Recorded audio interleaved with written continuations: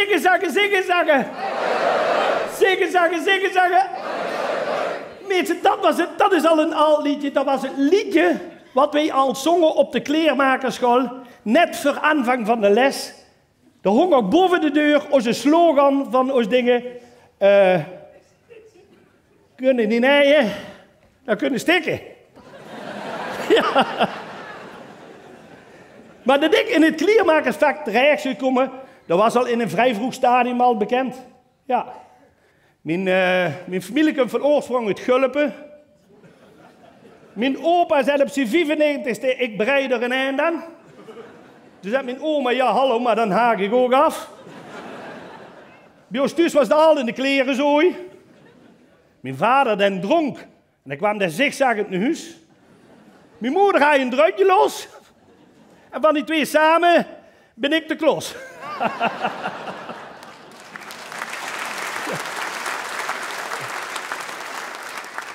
Maar toch, toen ik tegen bij ons thuis zei dat ik definitief kleermaker wou worden, had dat dan nog wel wat stof doen opwaaien.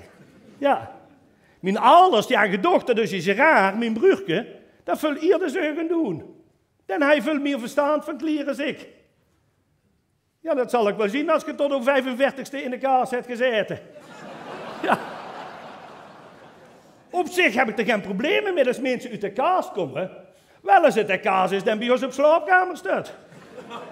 Ja. Deze dag nog de overbuurvrouw komt aan. Kleermaker, hebt u ook verstand van kleerkasten? Ik zei, nee, eigenlijk niet.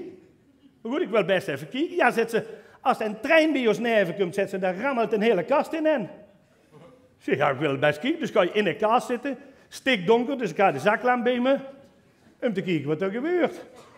Dan huur ik een auto wat eerder terugkomen van het werk of de kiezelpad.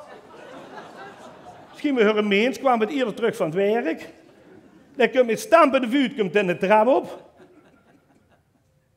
Dan maakt de slaapkamerdeur op, dan maakt de kleerkastdeur op. Dan zit hij, wat zit dat hier te doen? Zit hij in mijn vrouw in de kleerkast. Ik zeg, ja, je zult het wel niet geloven. Maar ik zit hier te wachten op de trein.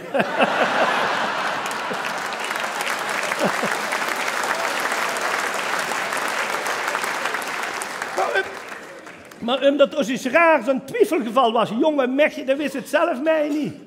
Ik vroeg zondagdags nog aan mijn moeder. Ik zeg, wat had jij nou erg gewild bij ons is raar? Ik zeg, een jongen of een mechje? Ja, zit ze, ik wil je graag een kinder maar zetten. Ik wil je alleen maar de schoen strikken.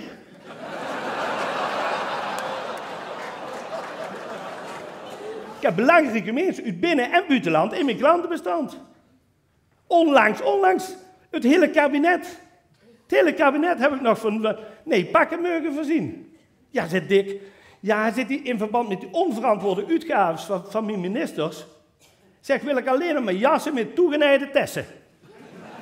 Ja. Maar het koninklijk huis, dat heb ik al jarenlang in mijn klantenbestand. Dat zijn nog eens mooie klussen. Ja. Zeg, Alex en Maxima heb ik al een paar keer vermogen nijden.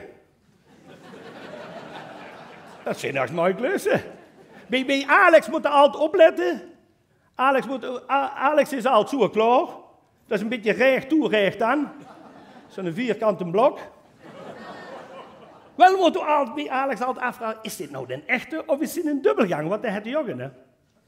Meestal de eerste keer om aan te geven wat hij precies wil, komt Alex. Daarna komt hij steeds in een dubbelganger.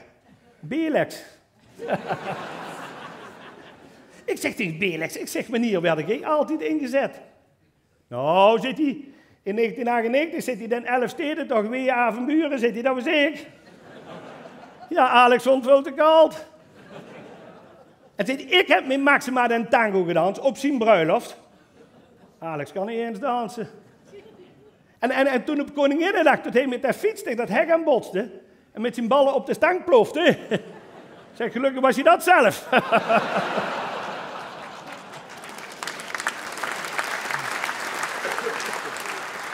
Hey, maar als je dan mag meten bij Maxima bij zo'n mooie koningin, ja, dat moet kloppen. Dat moet kloppen tot in de puntjes. Een van mijn mooiste klussen, dat was bij de pauswissel, was een paar jaar geleden met de pauswissel in Rome. Ja, Ik zeg tegen, ik was in het Vaticaan. Ik zeg tegen mijn vrouw, ik zeg maar dat geldt Vaticaan. Ik smeers om 10 uur naar het Pietersplein. Volgens mij kwam ik net op tijd, want de blazen net witte rook uit de schoorsteen. Komt een van die kardinalen in de buurt met zo'n slaperig gezicht. Volgens mij kwam hij net onder de dekens uit.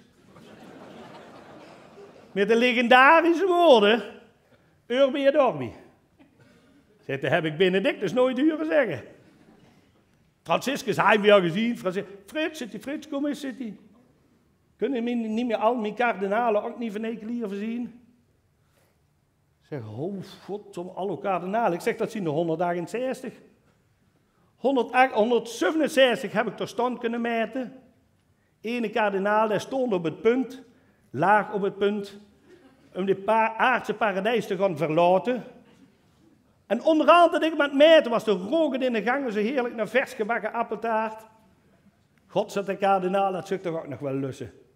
Ja, ik zeg, dat heb ik straks al gevraagd aan moeder Overste, maar dat was voor na de begrafenis.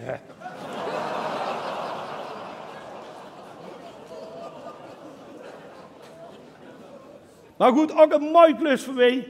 Ook een mooi klus, dat was in het stage, ik heb niet een vriendin. Mijn vriendin die kwam hier uit Maastricht. Dat was een dramarelatie. En een dramarelatie wil zeggen, mensen, het is aan en je bent nou weer aan het kijken hoe dat je er vanaf kunt komen. Dat is een dramarelatie. Uiteindelijk heeft de relatie toch nog 4 jaar geduurd. Ja, hebben we nog een kleine nog gekregen. Ja, ik weet nog goed toen hij geboren werd. Carnavalsman, nog voor aan de tap is hij geboren. Ja, want ze willen per se hebben dat ik bij de bevalling zou zien.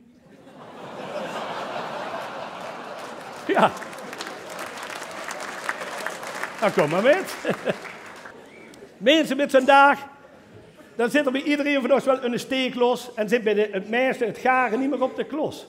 Kleurrijke klieren, die maken de carnaval te blits en daarvoor ben ik Ritse Frits. Allah.